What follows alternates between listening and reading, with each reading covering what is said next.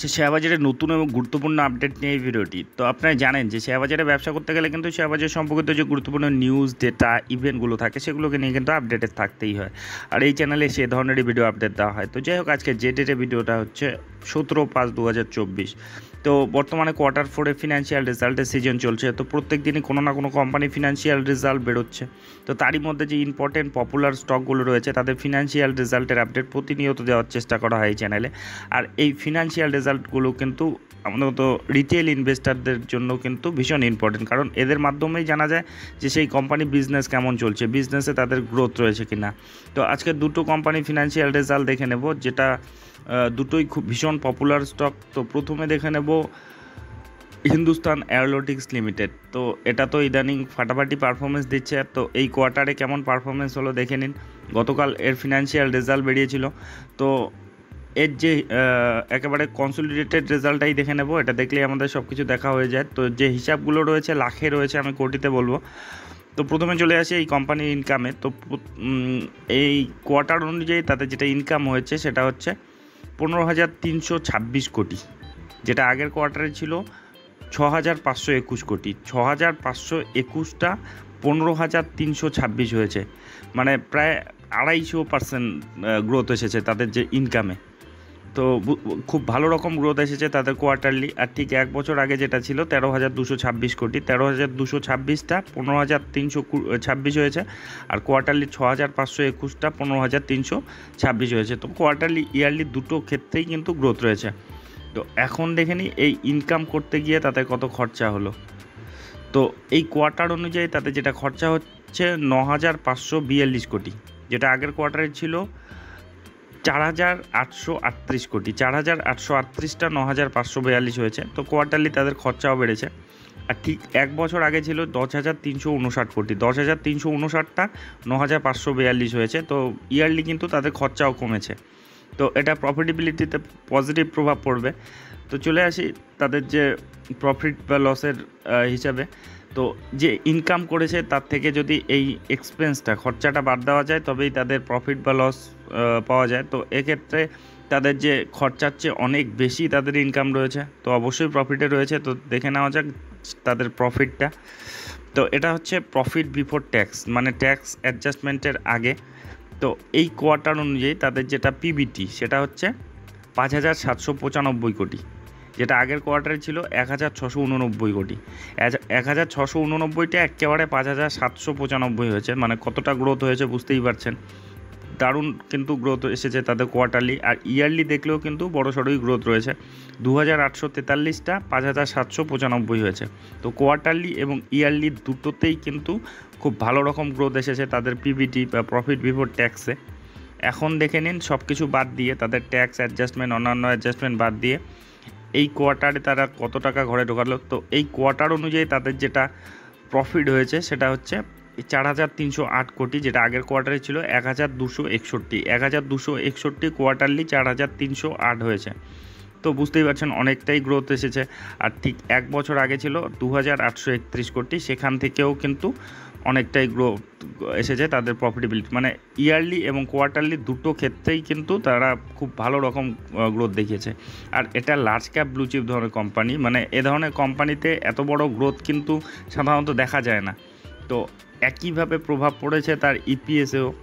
তো ইপিএসটা যদি দেখে নেওয়া যায়, তো এই কোয়ার্টারের যেটা ইপিএস সেটা হচ্ছে 64.43, যেটা আগের কোয়ার্টারে ছিল 18.86। তো মানে 3 গুণের চেয়েও বেশি। আর যেটা এক বছর আগে ছিল 42.33, সেখান থেকে 64.43। তো প্রত্যেক ক্ষেত্রেই মানে তাদের প্রফিটেবিলিটি বলুন, ইনকাম বলুন, সব কিছুতেই কিন্তু তাদের দারুণ গ্রোথ দেখা দিয়েছে। এবং এর যদি আপনি রিয়াকশন দেখেন, এটা কিন্তু ভীষণ পজিটিভ একটা রিয়াকশন দিয়েছে। আর এটা তো খুবই ফর্মে রয়েছে হিন্দুস্তান এরোনটিক্স লিমিটেড, একের পর এক ডিল পেয়েই যাচ্ছে। তো আজকের ডেটে যদি দেখেন, মানে গতকাল আর কি 10.89% মতো কিন্তু বড় সড়ো, মানে 455 টাকা গতকালের ডেটেই বেড়েছে ফিনান্সিয়াল রেজাল্টের পরপরই। আর এটার পারফরমেন্সও যদি দেখুন 6 মাসেই টাকা ডবল করে দিয়েছে, 118%-এর মতো রিটার্ন। গত এক বছরে প্রায় 200%-এর মতো রিটার্ন। আর 5 বছরে দেখুন 1357% মতো রিটার্ন। আর এই কোম্পানিটি কিন্তু মানে প্রায় 3 লক্ষ কোটি মার্কেট ক্যাপিটাল ছাড়িয়ে গিয়েছে, মানে খুব দ্রুত কিন্তু এটা লার্জ ক্যাপ মানে তো হয়েছে আরও কিন্তু বড় হচ্ছে এবং খুব দ্রুত।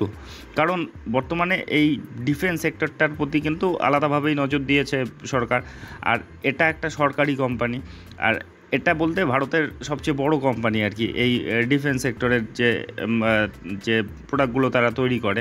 এবং বর্তমানে আমাদের ইন্ডিয়ার বড় বড় ডিল তো তারা পাচ্ছেই, বিদেশ থেকেও কিন্তু খুব বড় ডিল পাচ্ছে এবং তারই প্রভাব কিন্তু তাদের যে বিজনেসে কিন্তু পরিষ্কার বোঝা যাচ্ছে। এবং মার্কেটেও কিন্তু তার রিওয়ার্ড দিচ্ছে, মানে তার যে রিয়াকশনটা কিন্তু ভীষণ পজিটিভভাবেই দিচ্ছে, প্রায় 11% মতো র্যালি এত বড় লার্জ ক্যাপ কোম্পানিতে। তো যাই হোক, এর পরের যেটা স্টক দেখে নেব সেটা হচ্ছে একটা ছোট ধরনের কোম্পানি মার্কেটের কিন্তু ভীষণ popular stock, Prince pipe and fitting limited. তো এই কোম্পানির ফিনান্সিয়াল রেজাল্ট দেখে নেব। তো যে হিসাবগুলো রয়েছে মিলিয়নে রয়েছে, কোটিতেই বলবো। তো এই কোয়ার্টার অনুযায়ী তাদের যেটা ইনকাম হয়েছে, প্রথমে ইনকামটাই দেখে নিই, সেটা হচ্ছে 745 কোটি, যেটা আগের কোয়ার্টারে ছিল 621 কোটি। তো 621টা 745 হয়েছে। আর ঠিক এক বছর আগে ছিল 767 কোটি, সেখান থেকে বলা যায় ফ্ল্যাটিশ, একটু ডাউনই রয়েছে, 767টা 745 হয়েছে। তো কোয়ার্টারলি তাদের ইনকাম বেড়েছে, কিন্তু ইয়ারলি কিন্তু সামান্য তাদের ইনকাম কমেছে। তো এখন এই ইনকাম করতে গিয়ে কেমন খরচা হলো সেটাও দেখে নিই। তো এই কোয়ার্টার অনুযায়ী তাদের যেটা এক্সপেন্স, সেটা হচ্ছে টোটাল এক্সপেন্স, সেটা হচ্ছে 6,673 কোটি, যেটা আগের কোয়ার্টারে ছিল 568 কোটি। 568টা 673 হয়েছে, তো কোয়ার্টারলি খরচা বেড়েছে। আর ঠিক এক বছর আগে ছিল 6,640 কোটি, সেখান থেকে 673 কোটি, মানে কোয়ার্টারলি ইয়ারলি তাদের কিন্তু খরচা বেড়েছে।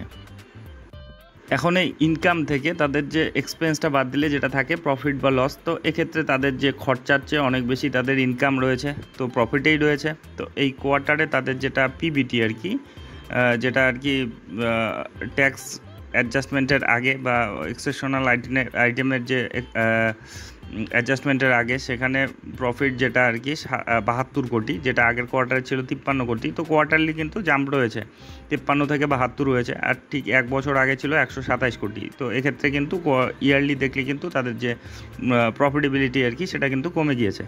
এখন সব কিছু বাদ দিয়ে আর কি তাদের যে ট্যাক্স এবং অন্যান্য অ্যাডজাস্টমেন্ট বাদ দিয়ে কত টাকা তারা ঘরে ঢোকালো, তো এই কোয়ার্টার অনুযায়ী তাদের যেটা প্রফিট হয়েছে সেটা হচ্ছে 54 কোটি, যেটা আগের কোয়ার্টারে ছিল 37 কোটি, 37টা 54 হয়েছে। তো কোয়ার্টারলি কিন্তু তাদের যে ইনকাম প্রফিট কিন্তু বেড়ে গিয়েছে। আর ইয়ারলি দেখলে কিন্তু তাদের কমে গিয়েছে, 94 ছিল সেটা 54 হয়েছে। তো ইয়ারলি তাদের যে প্রফিটেবিলিটি কমে গিয়েছে এবং কোয়ার্টারলি কিন্তু বেড়েছে, এবং সর্বক্ষেত্রেই সেটা ইনকাম বা অন্যান্য ক্ষেত্রেও কিন্তু একই অবস্থা দেখা যাচ্ছে। ইপিএসও ঠিক একইভাবে প্রভাব পড়েছে, দেখুন 4.94 এবার আর কি, যেটা তাদের ইপিএস, যেটা আগের বছর ছিল 8.51, সেখান থেকে কিন্তু অনেকটাই কমেছে। আর কোয়ার্টারলি দেখলে কিন্তু বেড়েছে 3.40, সেটা কিন্তু 4.94। তো আজকের ডেটে যদি মার্কেটে দেখেন, প্রিন্স পাইপ পজিটিভই শেষ করেছে 2%-এর মতো। তো একটা মেশানো তার যে রেজাল্ট হয়েছে, মানে কোয়ার্টারলি ইমপ্রুভ করেছে, কিন্তু ইয়ারলি কিন্তু তাদের যে প্রফিটেবিলিটি কমে গিয়েছে। এখন দেখা যাক মার্কেট কীভাবে রিয়াকশনটা দেয়।